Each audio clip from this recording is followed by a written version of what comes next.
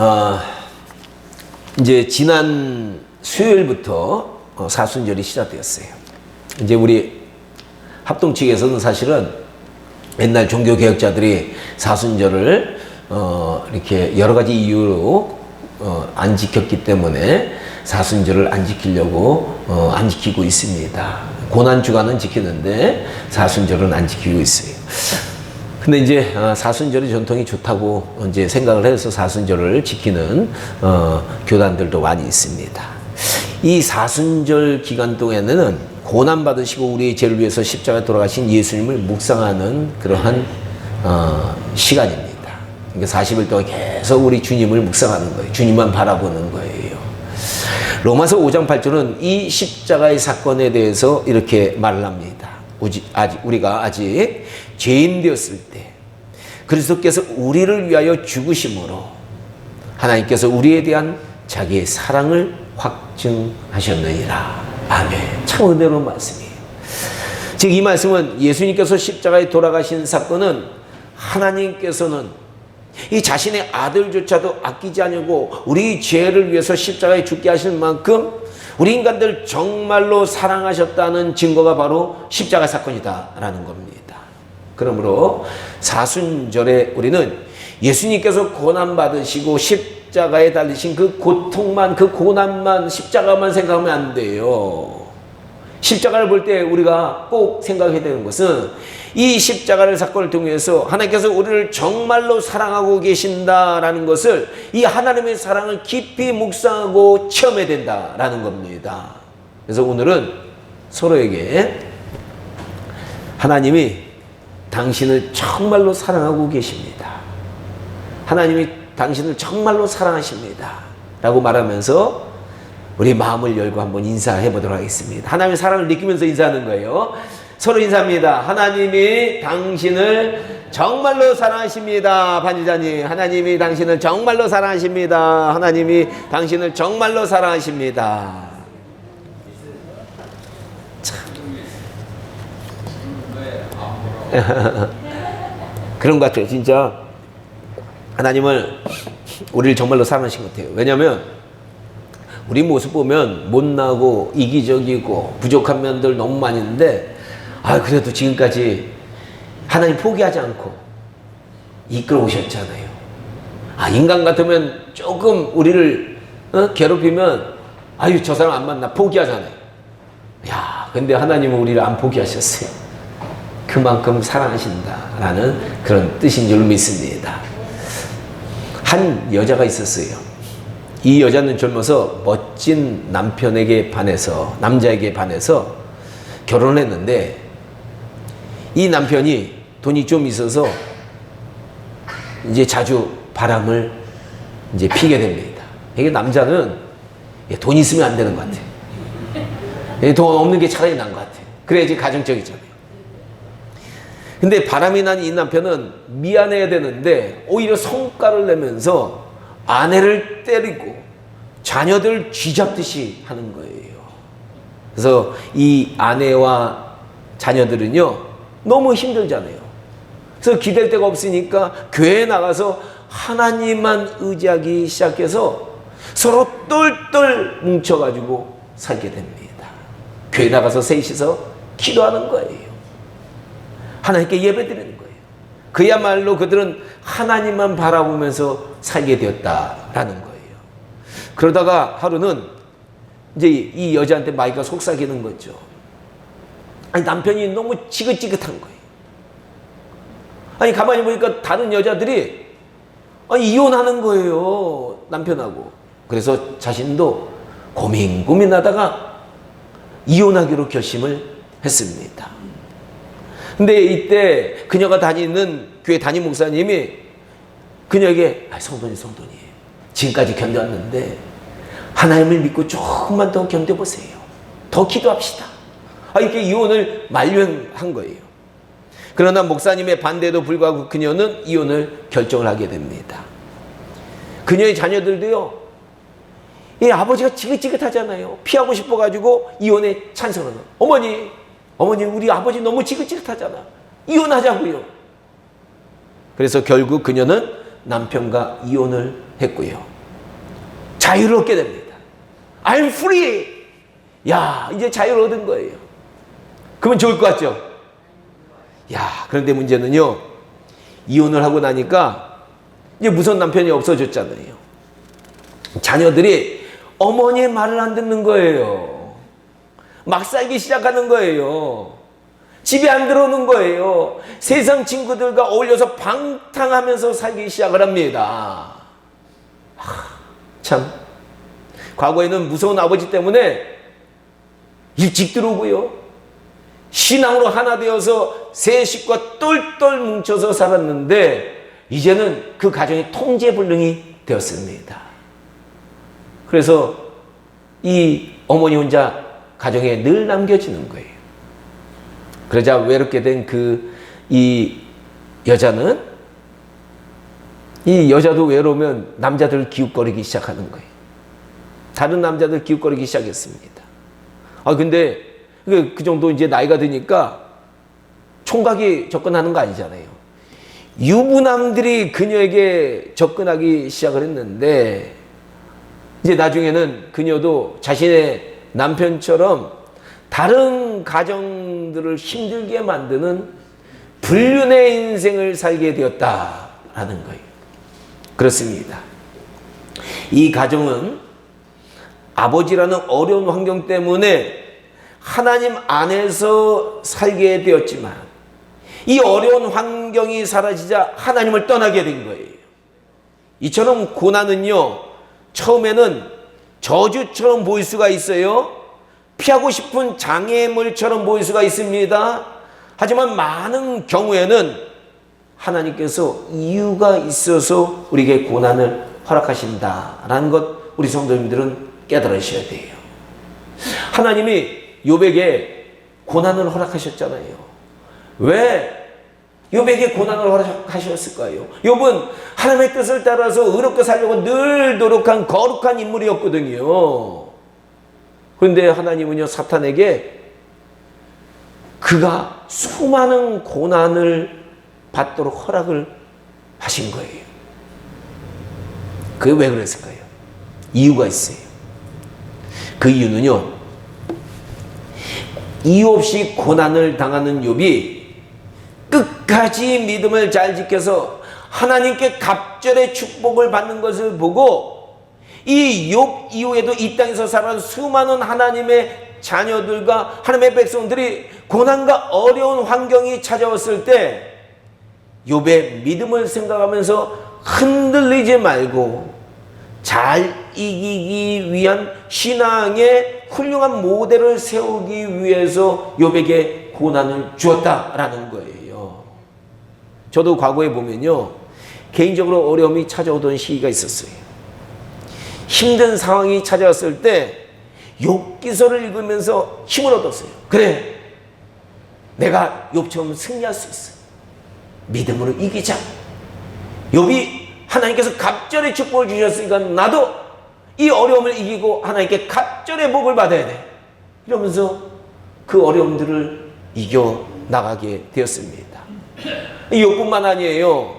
저는 다윗을 보면서도 이 어려운 상황들 속에서 힘을 얻었어요. 여러분, 다윗은 이 장인어른이 질투를 하는 거예요.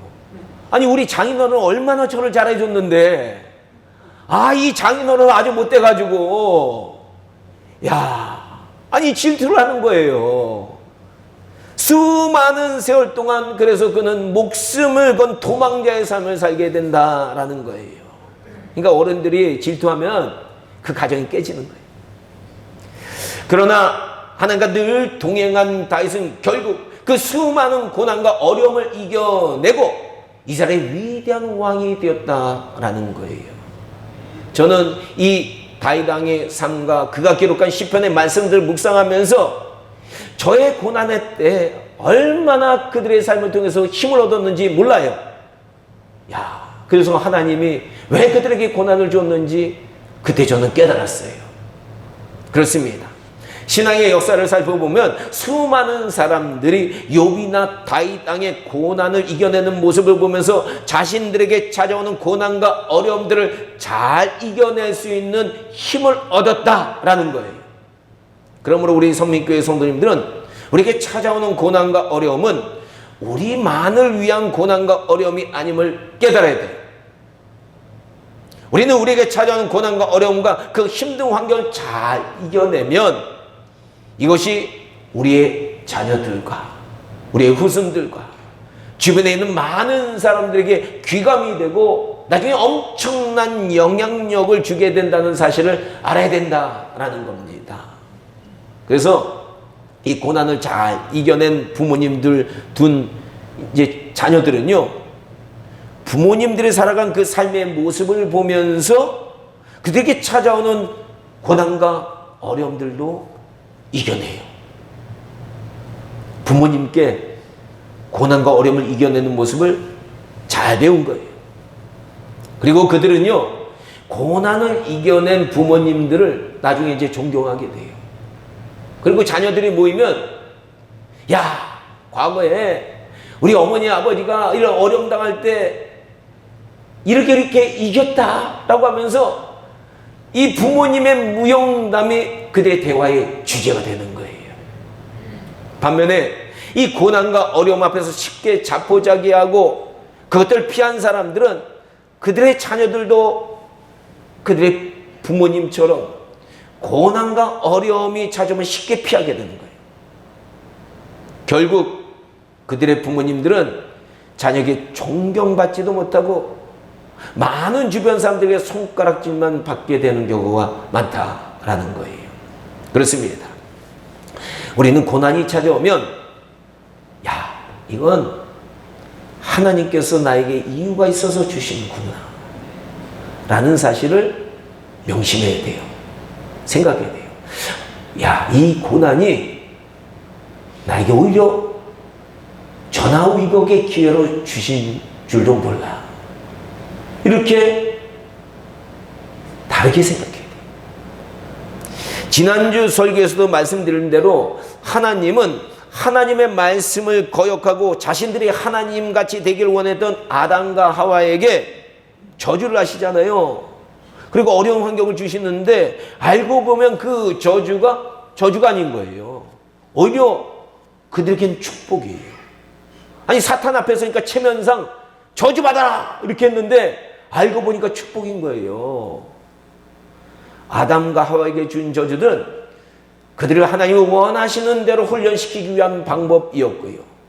그 훈련의 원리들은 오늘날 우리 모든 남성과 여성들에게 적용되고 있다는 사실을 우리는 지난주에 말씀을 통해서 자세하게 나눴습니다. 그렇습니다. 하나님은 우리 하나님의 자녀들에게 고난이나 어려움이나 힘든 환경을 주시는 이유가 있어요. 목적 없이 주시는 게 아니에요.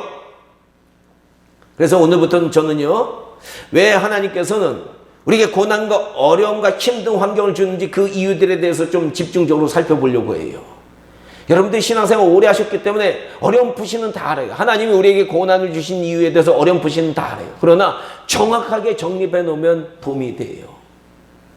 그래서 오늘부터는 하나님께서 왜 우리에게 고난을 주신가, 이 이유들에 대해서 우리가 좀 살펴보려고 하는데 오늘 시간 관계상 딱 한 가지만 좀 나누려고 합니다.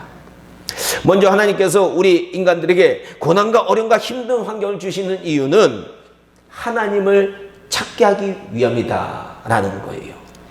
히브리서 12장 8절은 이렇게 말합니다. 징계는 다 받는 것이거늘 너희에게 없으면 사생자요 친아들이 아니니라. 아멘. 징계 안 받고 싶으니까 아멘은 안 하시는 것 같아요. 이 말씀은 모든 인간은 연약해서 하나님 앞에 죄를 짓게 되고 하나님의 뜻을 거역하는 삶을 살 때가 많다는 거예요.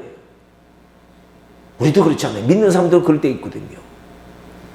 그래서 징계가 반드시 찾아온다고 말하고 있습니다. 모든 사람들에게 징계가 온다는 거예요. 하지만 하나님의 자녀들에게는 징계를 통해 어려움을 주고 그들을 망하게 하기 위함이 아니다라는 겁니다.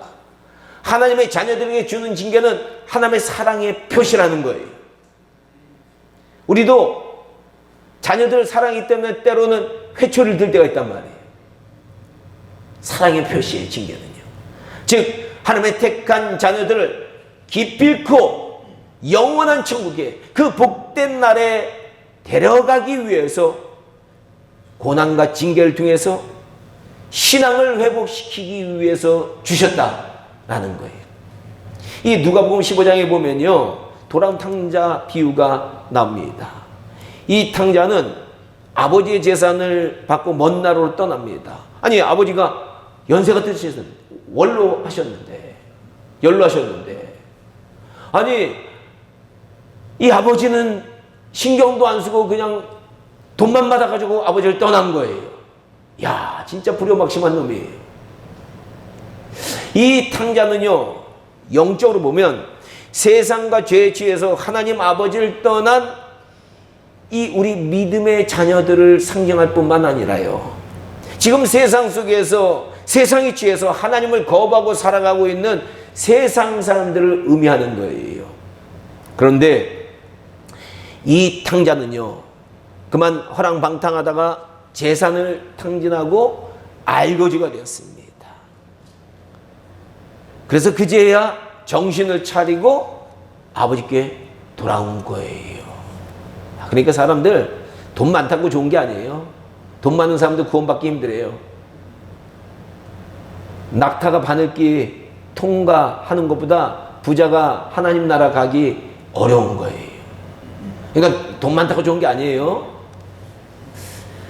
부하지도 말고 가난하지도 않은 게 좋은 거예요. 어떤 면에서 보면. 그렇습니다. 우리 믿는 자들 비롯해서 모든 사람들은 고난과 징계가 없으면 세상에 취하고요, 그 속에 빠져서 살 때가 많다라는 거예요. 우리 성도님들께서는요, 이 17세기 유명한 네덜란드의 화가 렘브란트에 대해서 들어보셨는지 모르겠어요. 네덜란드를 대표하는 아주 유명한 화가예요. 그는 방앗갓집 아들로 태어났어요. 근데 떡 만드는 게 싫은 거예요. 그림의 자질이 있어가지고요, 젊어서부터 암스테르담에서 아주 잘 나가는 화가가 되기 시작했습니다. 이 렘브란트가요, 빛과 그림을 아주 잘 이용해서 그림을 잘 그렸어요. 과거에는 사진기가 없었잖아요. 근데 렘브란트가 그린 그림은 정말로 사진기처럼 조화가 완벽한 거예요. 그래서 당시 많은 사람들에게 인기를 얻기 시작했다. 근데요, 당시는 돈 많은 사람들이 그림을 비싼 값에 사줬거든요. 그래서 그는 귀족과의 인간관계가 아주 필요한 거예요. 인간관계가 좋아야지만 아무리 그림을 잘 그려도 다 사주는 게 아니거든요. 그래서 인간관계가 필요한 겁니다. 그런데 이때 한 부유한 집안의 아주 아름다운 딸 사스키아라는 이름의 여자를 만나게 돼서 서로 사랑에 빠져 결혼하게 됩니다. 그러자 렘브란트는요, 이 귀족 출신의 아내의 도움을 받아서 많은 귀족들에게 그림을 비싼 가격에 팔아서 돈을 잘 벌기 시작하는 겁니다. 돈이 글러 들어오는 거예요. 그리고 그의 아내 사스키아도 부잣집 딸이니까 아버지한테 물려받은 재산이 꽤 있었어요. 그러자 렘브란트는요, 이 부유함에 취해서 하나님 없이 살아가게 됩니다. 근데 돈이 있으니까 또 바람기도 발동을 하는 거예요. 하지만 하나님은 그에게 어려움과 고난을 주시기 시작했어요. 어려움과 고난이 있으면 하나님이 그를 사랑한다는 얘기예요. 그의 아내는 이 자녀를 넷을 낳았는데 이 넷 중에 셋은 모두 어린 나이에 세상을 떠나고요. 당시에는 그런 게 비일비재했으니까요. 10명 낳아도 4-5명 살아남기가 힘들었어요, 옛날에. 그의 아내도요, 막내 아들을 낳고 폐결핵으로 세상을 떠나게 됩니다. 당신은 폐결핵에 걸리면 아무리 돈 많아도 치료 방법이 없어서 치료하기가 불가능했어요. 이때 렘브란트의 아내는요, 죽기 전에 남편을 보니까 철없거든요. 젊은 남편이. 이 젊은 남편 밑에서 자라야 되는 어린 막내 아들이 걱정되어서 이런 유서를 마지막으로 남기게 됩니다. 나의 아들 티투스를 나의 유산 상속자로 하되 남편 렘브란트가 재혼하지 않는 조건 하에서 유산 상속권을 허락한다. 이렇게 족쇄를 채워놓은 거예요. 남편에게요. 하지만 아직 젊은 렘브란트는 이 유산을 자기가 써야 되잖아요. 그러니까 가정부와 눈이 맞았는데 이 결혼하지 않고 동거만 하는 거예요. 그리고 그녀에게는 그래 내가 너에게 결혼해 줄게 이렇게 약속을 한 거예요.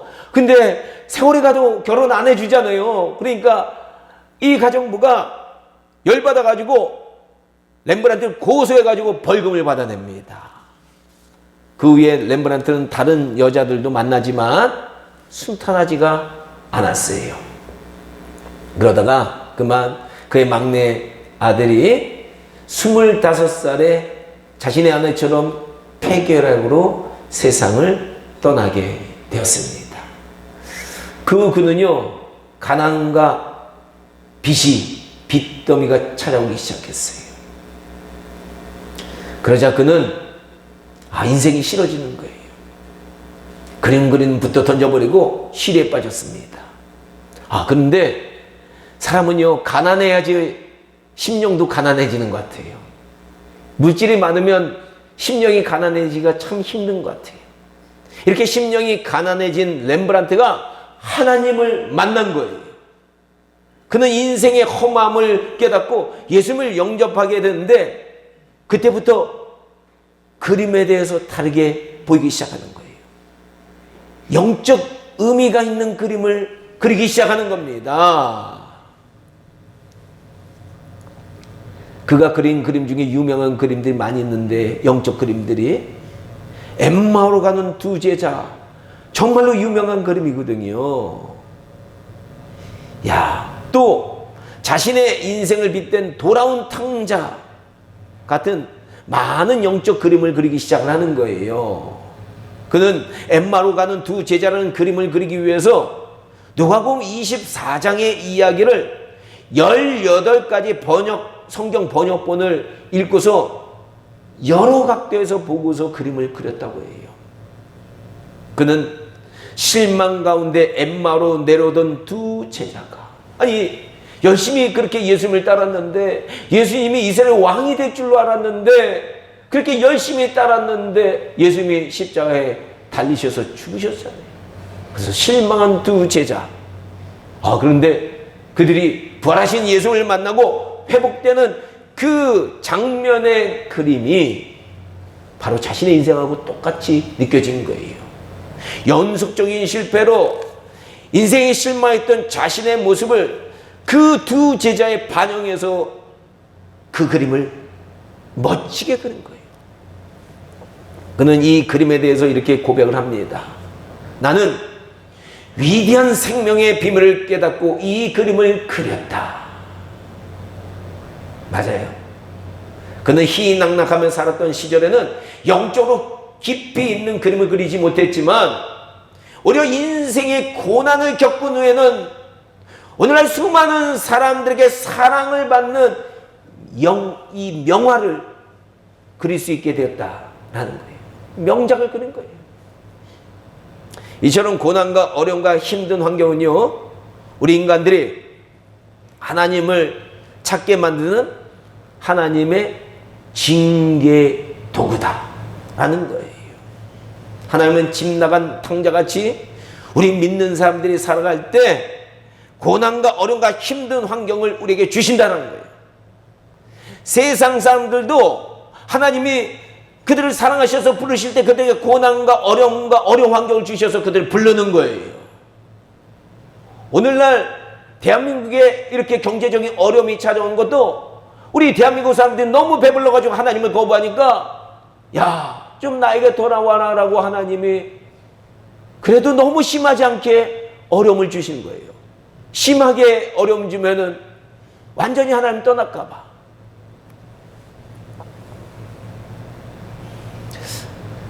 그렇게 되면 이 고난을 통해서 오늘 본문 말씀처럼 우리는요, 고난을 통해 우리의 그릇됨, 우리의 잘못됨, 우리의 죄악됨을 깨닫고요.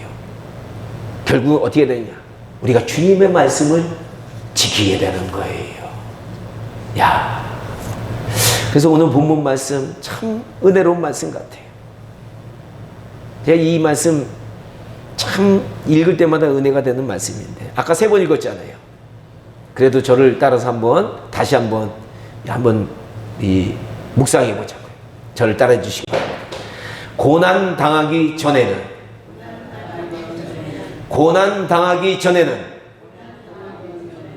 내가 그릇 행하였더니